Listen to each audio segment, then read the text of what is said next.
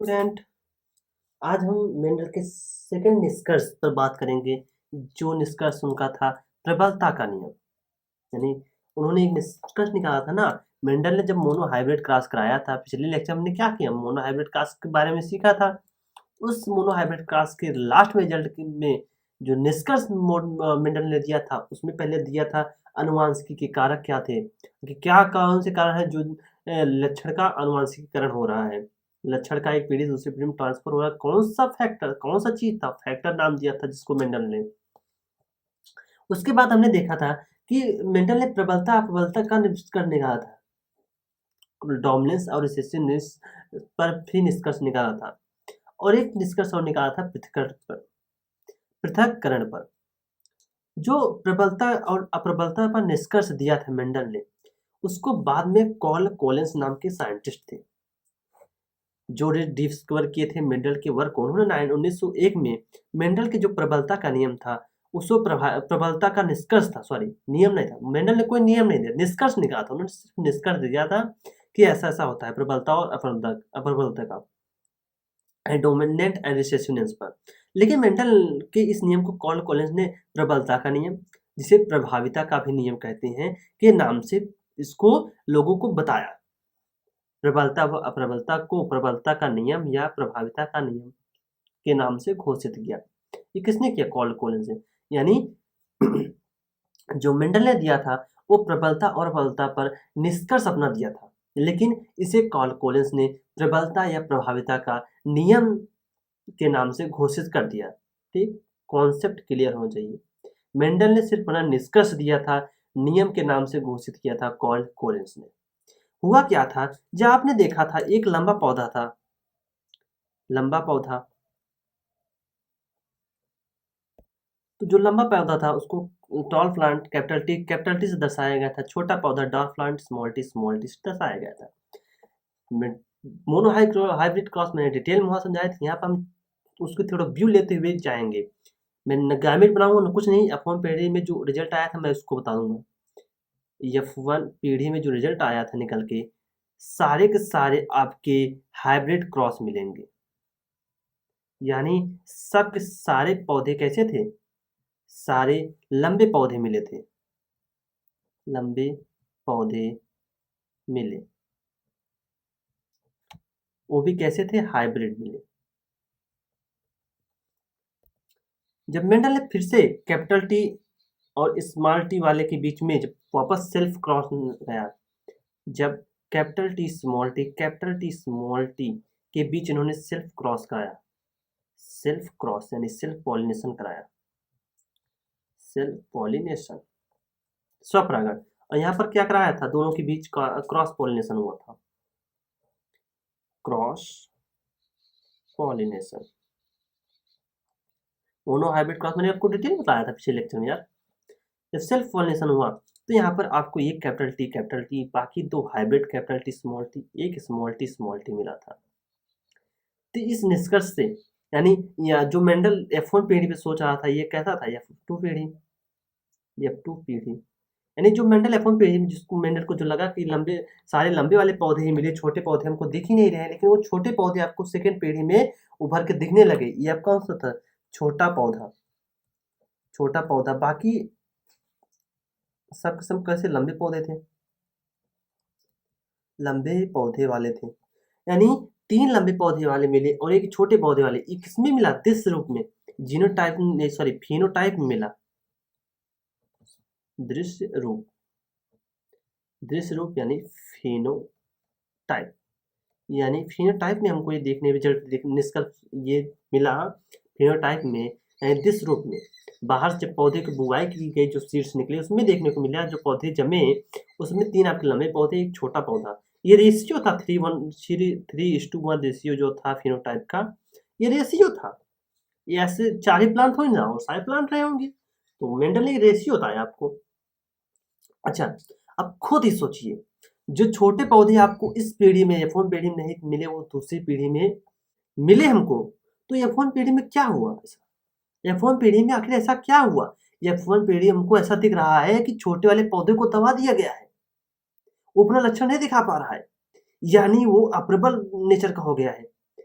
इसी बेसिस पे मेंडल ने अपना निष्कर्ष निकाल के दिया था प्रबलता, है ना, प्रबलता का नियम, डोमिनेंस और रिसेसिव निष्कर्ष। F1 पीढ़ी में आपको सब कैसे मिले, हाइब्रिड, यानी दोगला, दो नेचर थे, दो नेचर मिलकर इसमें एक डोमिनेंट वाला हुआ, एक रिसेसिव वाला। इसी बेसिस मेंडल ने दे दिया था। जब उन्होंने देखा है F1 पीढ़ी में कुछ हाइब्रिड मिले, हाइब्रिड वाले भी जब हाइब्रिड मिले, जीन रूप में हाइब्रिड मिले, जब उन्हें बुआई की थी, जो पौधे मिले वो सब लंबे वाले मिले, यानी छोटे पौधे वाले में कैसे दबा दिए गए, छोटे पौधे वाले आपके रिसेसिव हुए, डोमिनेंट कौन से हुए, लंबे पौधे वाले। ये प्रबल और अप्रबल नेचर इन्होंने दिया, तुलनात्मक रूप में इन्होंने अप्रबल और प्रबल नेचर को दिया, ठीक है। इस बेसिस पे मेंडल ने अब क्या कहा, मेंडल ने कहना था कि यदि एक ही लक्षण के विपरीत कारक हो, एक ही लक्षण मैंने क्या लिया, लक्षण कौन सा, पौधे की लंबाई, ये तो लक्षण ही था ना, पौधे की लंबाई या लक्षण था, उसके दो विपरीत कारक थे, कौन, एक लंबापन, एक बौनापन, यानी पौधे की लंबाई का होना, एक पौधे का नाटा होना, ठीक। यानी लक्षण मैंने एक ही लिया, लक्षण क्या था, पौधे की लंबाई। तो इसे हम ऐसे भी लिख सकते हैं, आप ऐसे देखो, लक्षण आपका क्या हुआ, पौधे की लंबाई, इसके दो आपके विपरीत कारक मिले, विपरीत कारक कौन से, एक लंबे का पौधा, लंबा पौधा होना, एक छोटा पौधा हुआ, ये आपके विपरीत कारक थे, ठीक। लक्षण था पौधे की लंबाई, पौधे की लंबाई कैसा था, लक्षण, उसके विपरीत कारक, एक टॉलनेट होना, पौधे का लंबा होना, एक डॉर्फ होना या नाटा होना। अब आगे देखते हैं आखिर निष्कर्ष जो मेंडल का निकला। मेंडल ने कहा कि अगर आपने एक ही लक्षण लिया, उसके दो विपरीत कारक, एक लंबा होना, एक पौधा होना, तो उसके आप जो F1 जनरेशन में देखोगे, जो निष्कर्ष निकल के आएगा, अगर आप दृश्य रूप देखोगे, फिनोटाइप, नॉट जीनोटाइप, फिनोटाइप, दृश्य रूप देखोगे, यानी F1 पीढ़ी में जो आपको सीड मिलेंगे, उनकी बुआई करोगे तो उससे जो पौधे निकलेंगे, उन पौधों को आप देखोगे तो उसमें आपको एक कैरेक्टर आपको दबा हुआ नजर आएगा, एक कैरेक्टर आपको उभरा हुआ, एक कैरेक्टर क्या आपको दबा हुआ दिखाएगा, एक ही कैरेक्टर आपको उभरेगा, यानी जो विपरीत कारक है उसमें एक कारक आपका दबा होगा, जो कारक आपको नहीं दिखाई देगा उसे कहेंगे अप्रबल, यानी रिसेसिव, वो कारक आपको दिखा नहीं, और दूसरा कारक जो आपको दिखाई देगा उसे बोलेंगे हम प्रबल या डोमिनेंस, ठीक। विपरीत कारक लेने पे एक कारक आपको दिखाई देगा, दूसरा कारक आपको दिखाई नहीं देगा।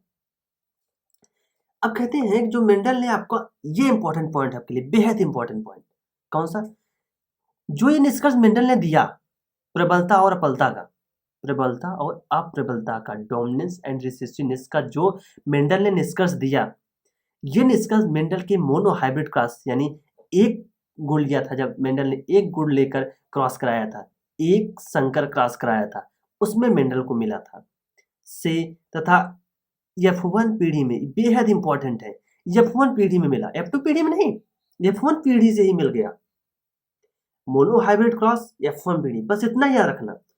जो मेंडल को प्रबलता और प्रबलता का नियम मिला था, यानी लॉ ऑफ डोमिनेंस, जिसको कॉलिंस ने कहा लॉ ऑफ डोमिनेंस, ये मेंडल को F1 पीढ़ी से मोनो हाइब्रिड क्रॉस में मिला।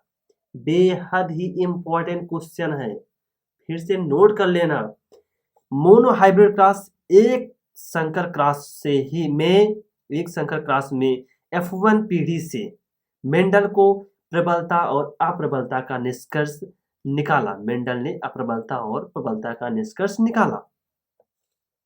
आगे हम बात करते हैं, अब मेंडल ने उस बेसिस पर जो प्रबलता अप्रबलता का नियम था, उसमें जो प्रबल कारक, जो डोमिनेंट कैरेक्टर था, प्रबल कारक जो डोमिनेंट कैरेक्टर था वो आपको F1 पीढ़ी में दिखाई देगा, लेकिन जो अप्रबल कारक था, रिसेसिव कैरेक्टर था, वो आपको F1 पीढ़ी में नहीं दिखाएगा।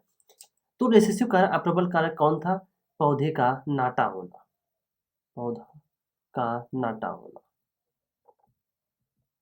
और जो आपका प्रबल कारक था वो पौधे का लंबा होना, पौधे का लंबा होना, ठीक है, क्योंकि लंबाई ही तो हमें F1 जनरेशन में मिली थी, पौधे का लंबा होना, यही तो F1 जनरेशन में आपको सारे हाइब्रिड प्लांटों में तो यही मिला था।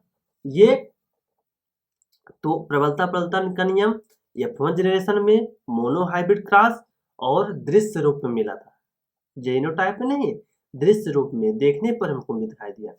अब ये बताओ, पौधों जो पौधा की लंबाई है या बौनापन है, वो जीन्स आप थोड़ी पहचानोगे, पौधे की बुवाई करोगे, बीज को सीड की बुवाई करोगे, जब पौधे निकल के आएंगे देखोगे तभी तो कहोगे हाँ ये लंबा है ये पौना है। तो यहाँ कंफ्यूजन की कोई दिक्कत नहीं।